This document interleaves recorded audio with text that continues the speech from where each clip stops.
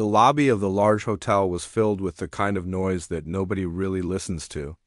It was a steady, low hum of busy lives colliding for just a few minutes. There was the sound of heavy suitcase wheels rolling across the marble floor, a rhythmic thump-thump-thump that echoed against the high ceiling. Near the entrance, automatic doors slid open with a soft hiss every few seconds, letting in a blast of cold air from the street, along with new groups of people looking tired and eager to check in. In the middle of all this chaos, right in the center of the room, sat a grand piano. It was a beautiful instrument, polished to a shine so deep it looked like a dark mirror. But to the people rushing by, it wasn't an instrument at all. It was just another piece of furniture, like a potted plant or expensive chair. It was part of the background. A few people had set their coffee cups on it.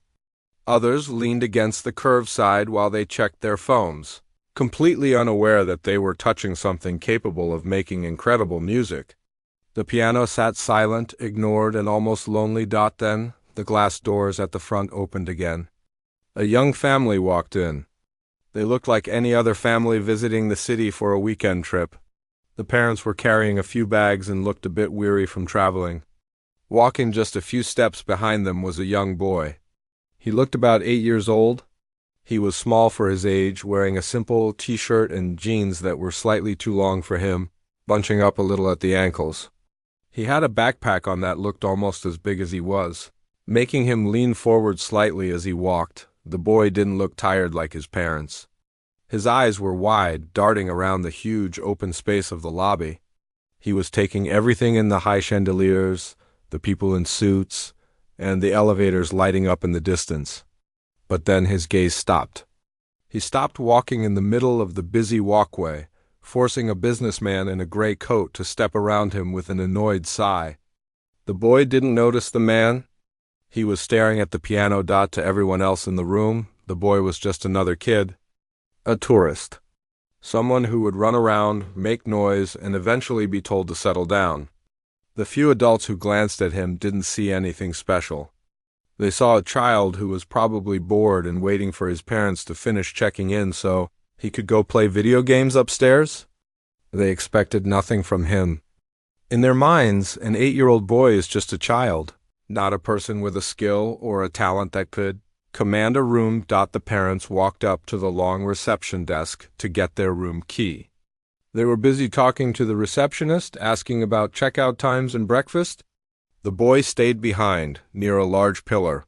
He looked at his parents, then back at the piano.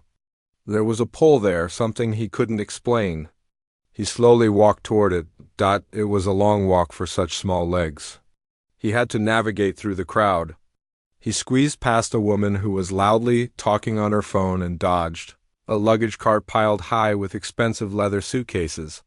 He moved with a quiet determination, ignoring the distractions around him. As he got closer to the instrument, it seemed to get bigger.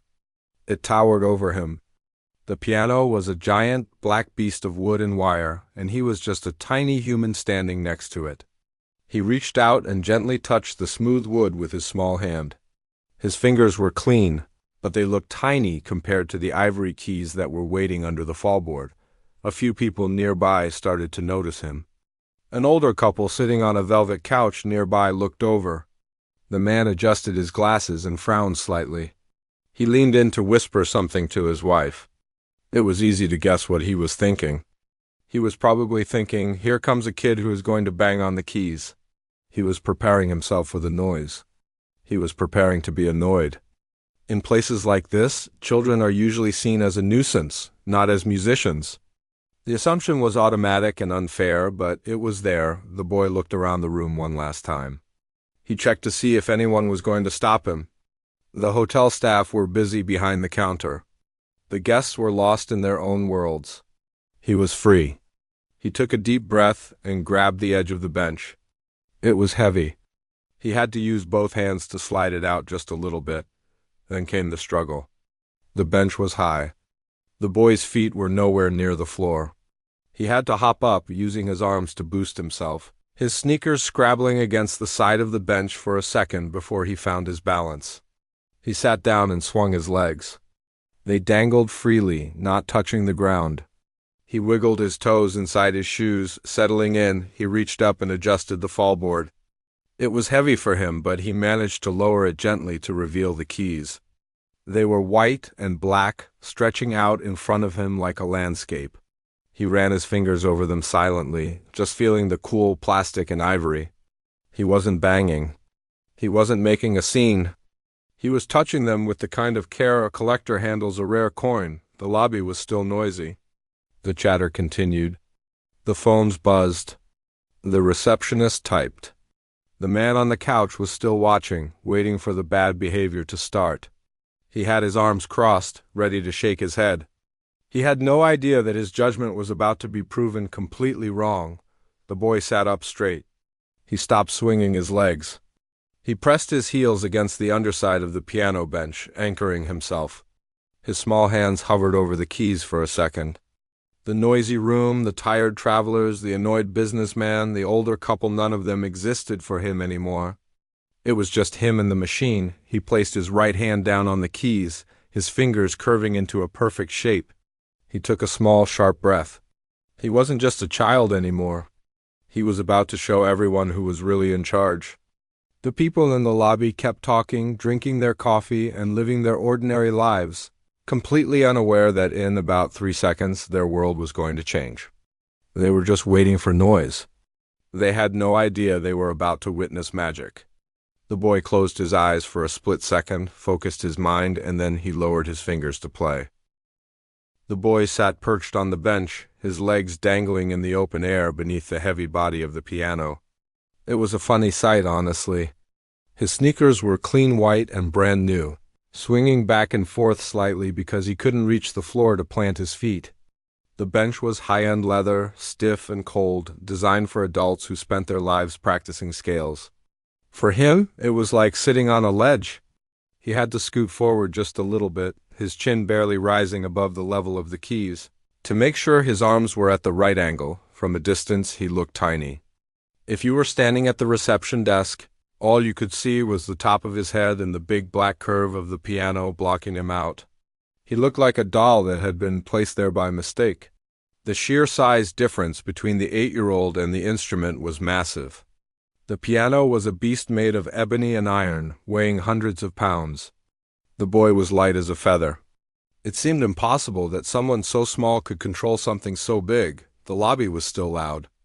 A group of tourists walked past, laughing loudly about a joke someone had made. A bellhop pushed a cart stacked with metal trunks, the wheels clattering loudly over the tiles. The noise washed over the piano area, but the boy didn't flinch. He didn't turn his head to see who was laughing. He didn't look at the bellhop. He was busy. He reached down with his right hand and grabbed the wooden knob at the side of the bench. He pulled. The bench made a scraping sound against the floor, shifting an inch to the left. He stopped. He shook his head slightly, a tiny frown on his face. It wasn't right. He reached again and pulled it another inch. Now, it was perfect. A few people were watching him now. It wasn't a crowd, just a handful of folks who were waiting for friends or killing time. A man in a suit was checking his watch, but he kept glancing over the rim of his coffee cup at the kid. A young woman with a camera around her neck stood near a pillar, looking amused. She had a smile on her face, the kind of smile you make when you see a puppy doing something cute. She was waiting for him to play Twinkle, Twinkle, Little Star, or maybe just bang his palms down to make a loud noise. Everyone expected that. When you see a child at a piano, you expect noise. You expect chaos. You don't expect skill. The boy seemed to know they were looking, but he didn't care. He brought his hands up and rested them on his knees for a second. He took a deep breath, his chest rising and falling inside his t-shirt. Then he straightened his back. It was a subtle movement, but it changed everything. Suddenly, he didn't look like a slouching kid anymore. His posture became rigid, professional, and disciplined. His shoulders dropped, relaxing completely. It was like watching a soldier stand at attention or a sprinter getting into the starting blocks. The playfulness left his face. His eyes lost that wandering curiosity. Instead, they locked onto the keys in front of him with a laser-like focus. He lifted his hands again. This time, he didn't just place them on the keys. He hovered them for a moment, his fingers curled naturally as if he were holding a small ball in each palm. His wrists were flexible, loose, and ready. It was the exact same way a professional concert pianist prepares before a performance. It was a posture that took years of practice to master, yet here it was. On the hands of an 8-year-old boy, the air around the piano seemed to change. It's hard to explain, but the energy shifted. The noise of the lobby was still there, the phones ringing, the people talking, but the space immediately around the boy became quiet. It was like he had created a bubble around himself. The young woman with the camera stopped smiling, her cute smile. She lowered her camera slowly, her head tilted to the side. The man in the suit put his coffee cup down on a table, his interest piqued by the sudden stillness in the boy's demeanor. The boy didn't rush. He wasn't impatient. He moved with a calm, deliberate slowness that was unnerving for a child. He found his position, his left hand moving down to the lower notes, the bass end, and his right hand hovering over the middle. He looked at the white and black landscape in front of him. To anyone else, it was just a mess of keys. To him, it was a map. He knew exactly where he was going. He flexed his fingers one last time, stretching them out to make sure they were warm. His hands were so small that when he spread his fingers, he could barely reach an octave at distance that is easy for an adult but a stretch for a kid. He didn't seem worried about it. He adjusted his wrist, lifting it slightly to compensate for his size. The people watching were confused now. The expectation of a funny video or a childish mess-up was fading away. This boy looked serious. He looked like he meant business. A teenager walked by, looking at his phone, and he didn't even notice the boy. But the few who were watching felt a strange sense of anticipation. It felt like the moment just before a thunderstorm breaks, when the air gets heavy and still, and you know something powerful is about to happen. The boy took one final breath, closing his eyes for just a second to center himself. The room held its breath. He was ready. Then it happened. The boy's fingers didn't just press down. They attacked the keys.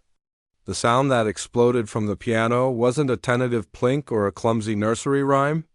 It was a thunderous, complex chord that seemed to shake the dust off the chandeliers hanging from the ceiling.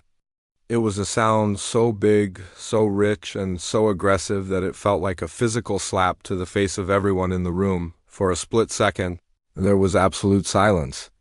It was the kind of silence that happens when a movie stops abruptly in the middle of a loud scene. The man holding the coffee cup froze mid-sip. The teenager walking by with his phone in his hand actually stumbled, stopping in his tracks to look up. The noise of the lobby, the rolling suitcases, the chatting tourists, the clinking dishes seemed to vanish, swallowed whole by the massive sound coming from the piano, before anyone could even process that first boom. The boy's hands were moving. He launched into a blur of motion. It was a piece of music that was incredibly difficult, the kind that professional pianists practice for years to get right. His right hand was flying up and down the keys, playing a cascade of notes so fast that they looked like a solid stream of water. His left hand was pounding out the rhythm, steady and heavy, creating a beat that made your heart race. The sound was intense. It wasn't just background music anymore. It was a force. It was energetic, angry, and beautiful all at the same time. The low notes vibrated through the floor, and the high notes sparkled like shards of glass. The acoustics of the marble lobby caught the music, bouncing it off the walls and making the piano sound twice as big. It was like a storm had suddenly opened up inside the hotel. The people closest to the piano were the first to have their jaws drop. A woman in a red dress who had been leaning casually against the piano stand stood up straight, as if she had been shocked by electricity.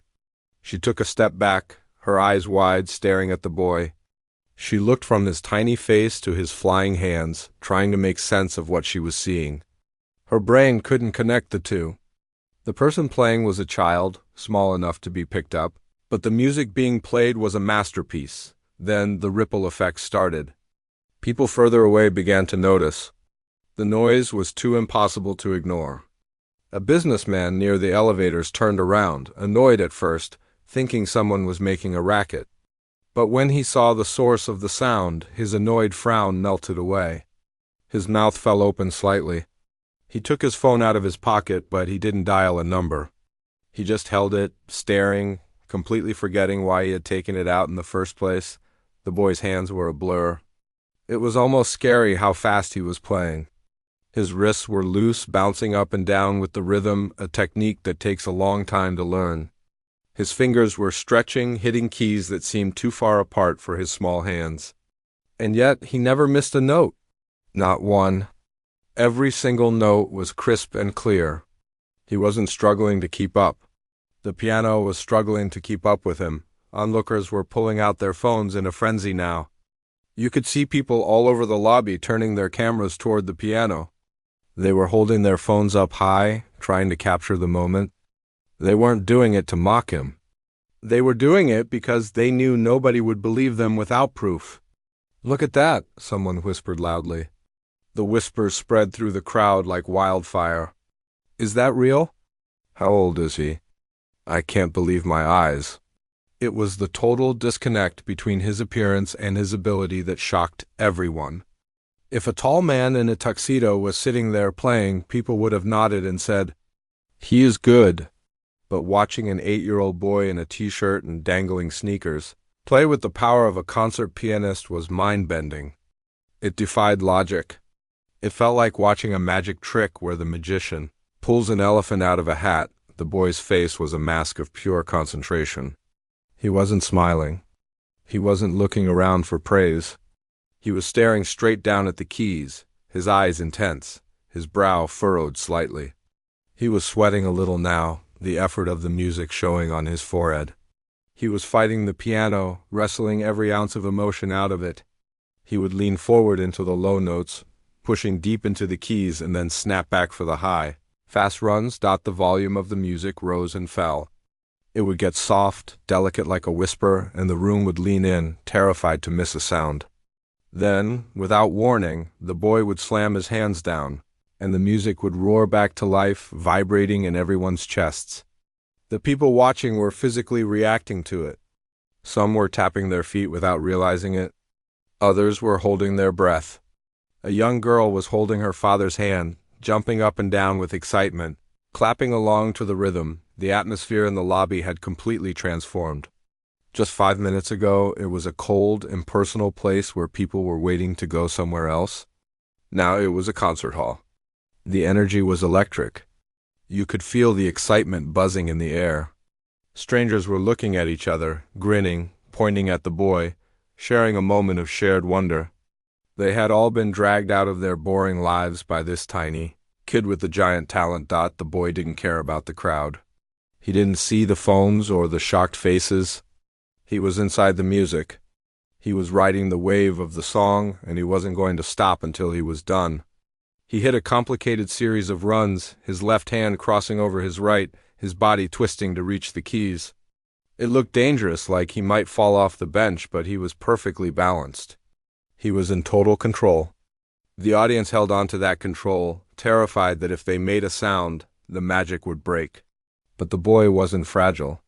He was powerful, and he was just getting started.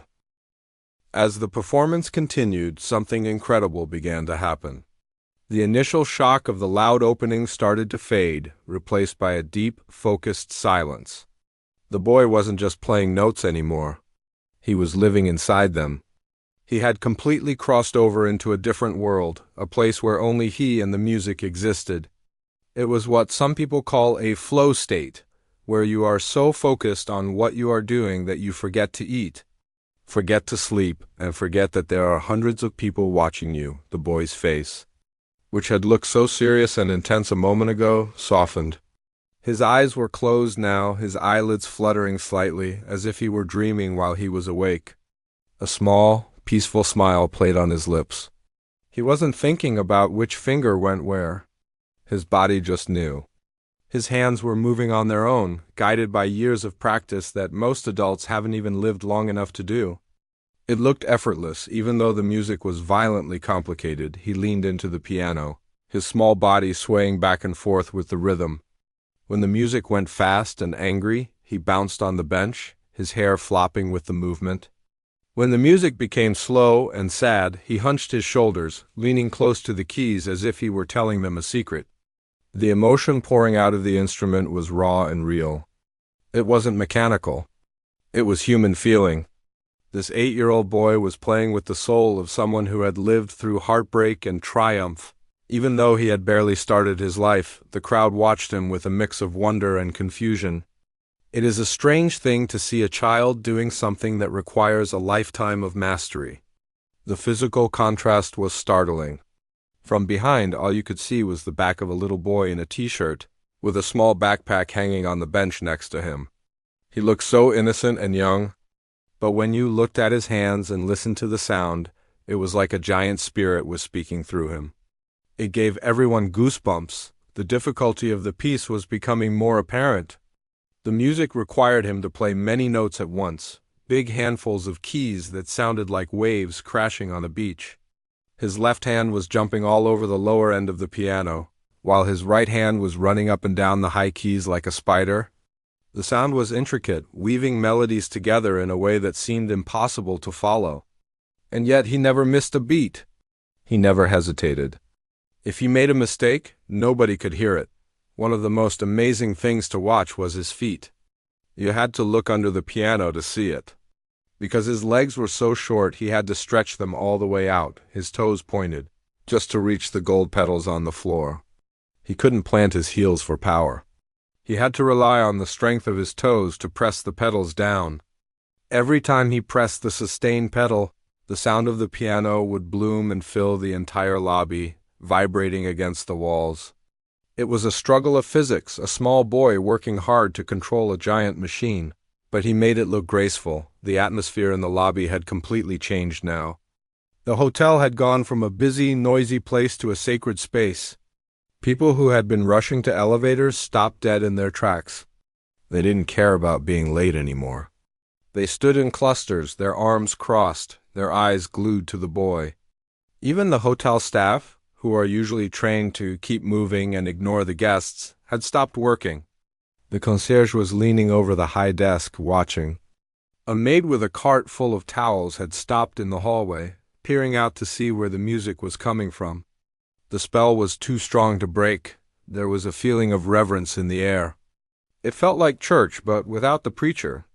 The music was touching something deep inside the people listening. Some had their eyes closed, just letting the sound wash over them. Others had tears in their eyes, moved by the beauty of a child doing something so extraordinary. It wasn't just about the skill. It was about the purity of it. In a world full of bad news and stress, here was a moment of absolute, pure magic. The boy's shirt was starting to stick to his back with sweat. The energy he was using was immense. His face was flushed red, but he didn't stop. He was building up to the hardest part of the song. The music was getting faster, louder, and more intense. The notes were coming so fast that they sounded like a roar of water. He was pounding the keys now, his hands flying up and down the keyboard, striking them with incredible force. It was aggressive and powerful. You could feel the beat in your chest. He hit a run of notes that went so high up. The piano, they sounded like bells ringing in the distance. Then, instantly, he crashed back down to the low notes, shaking the floor. It was like a roller coaster of sound. The audience gasped audibly at the speed and power of it. Nobody was looking at their phones anymore. They were just staring, paralyzed by the talent in front of them. The disbelief had turned into pure respect. The boy was lost in a hurricane of his own making. He was sweating, his breath coming in short gasps, but he didn't slow down. He was pushing the piano to its limit.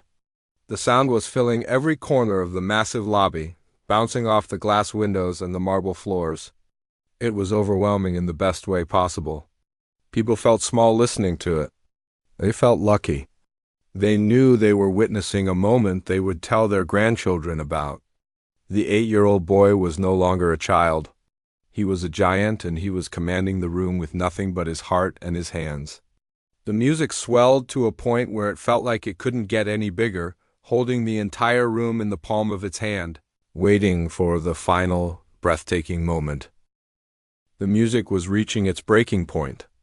The boy was playing a section of the song that was so fast, so complicated, that it seemed like the piano itself might give up. His hands were moving faster than the eye could follow, a blur of motion that defied logic. The sound was no longer just music. It was a physical force that vibrated in the chests of everyone standing there. The deep bass notes shook the floor, while the high notes sang out like a choir of angels, cutting through the air like a knife. The boy's body was rocking violently, his hair flying around his face, sweat dripping down his temples. He was giving it everything he had. He was pouring his entire soul into the instrument, attacking the keys with a passion that was scary to watch. Every person in the lobby was frozen. The businessmen, the tourists, the hotel staff, they were all statues, trapped in the gravity of the moment. Nobody was checking their phone anymore. Nobody was thinking about their meetings or their dinner reservations. The only thing that existed in the world was this small boy and the noise he was creating. The tension in the air was incredible. It felt like the room was holding its breath, waiting to see if he could make it to the end without falling apart. But the boy didn't falter. He was strong. He was in control. He was the master of the chaos. Then, without warning, the music rushed toward its end.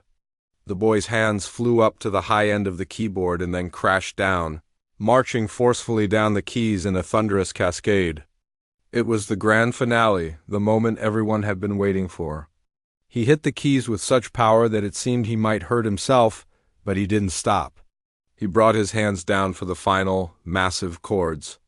Boom, boom, boom, the sound rang out, echoing off the marble walls, filling the huge space with a triumphant roar that felt like thunder shaking the sky.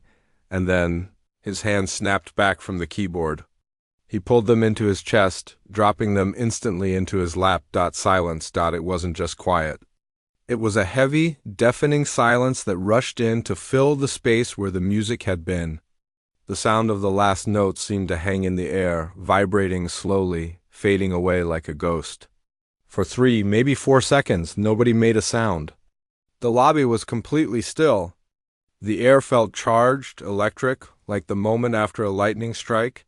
The boy sat there, his chest heaving up and down, his small hands resting quietly on his legs. He stared straight ahead, his eyes unfocused, coming down from the high of the performance. He looked exhausted but peaceful. Then the spell broke. It started with one person near the front, an older man who simply whispered, "Wow." But then the noise erupted. It wasn't just polite clapping. It was an explosion. The crowd burst into applause, a loud, roaring sound that was even bigger than the music had been. People were whistling, cheering, and stomping their feet. It was a chaotic wave of noise, a release of all the tension and amazement they had been holding back. Strangers were turning to high-five each other, laughing in disbelief.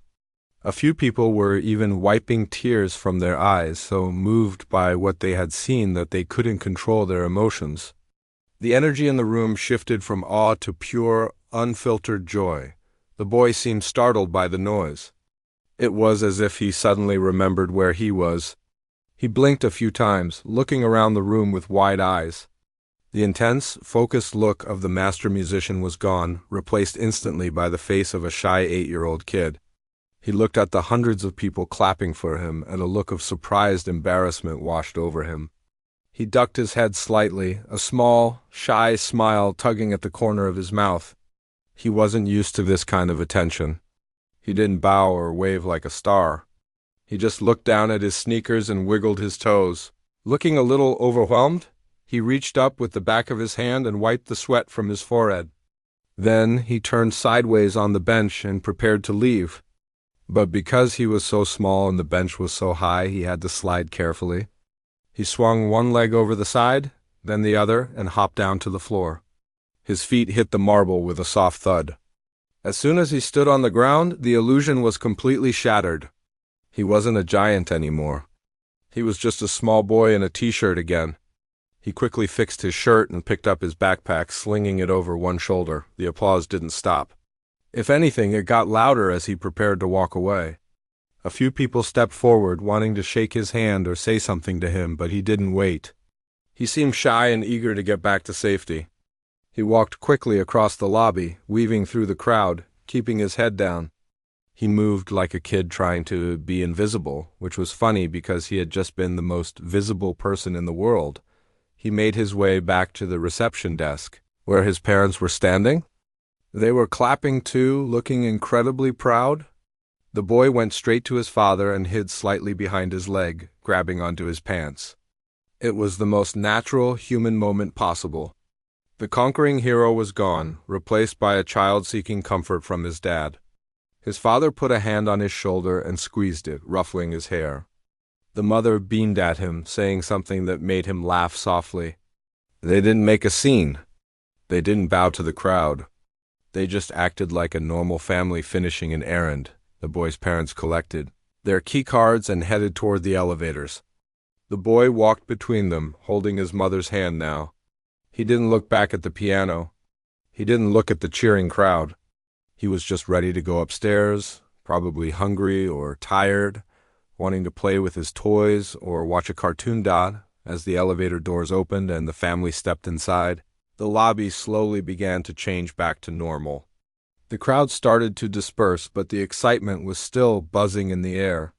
People were talking animatedly, pointing at the empty piano bench. "Did you see his hands?" someone asked. "I've never seen anything like that," said another. It was clear that this wasn't just a story they would tell and forget. This was a memory they would keep forever. It was a reminder that magic exists in the world, usually in the places you least expect it. The piano sat alone again. It was just a piece of furniture once more, silent and still. The keys were still warm from the boy's hands. The brass pedals were a little tarnished from his sneakers. But the room felt different now. It wasn't just a cold hotel lobby anymore. For the few hundred people who were there that day, it was the place where time stood still. It was the place where they watched an 8-year-old boy climb onto a bench and show them that size doesn't matter, and that talent can shake the world. As the elevator numbers lit up, taking the boy away to his room, the people below went back to their lives. But they carried the music with them. The smile didn't leave their faces for a long time. It was a perfect moment, a true story that no scriptwriter could ever invent. It was just a boy, a piano, and a whole lot of magic.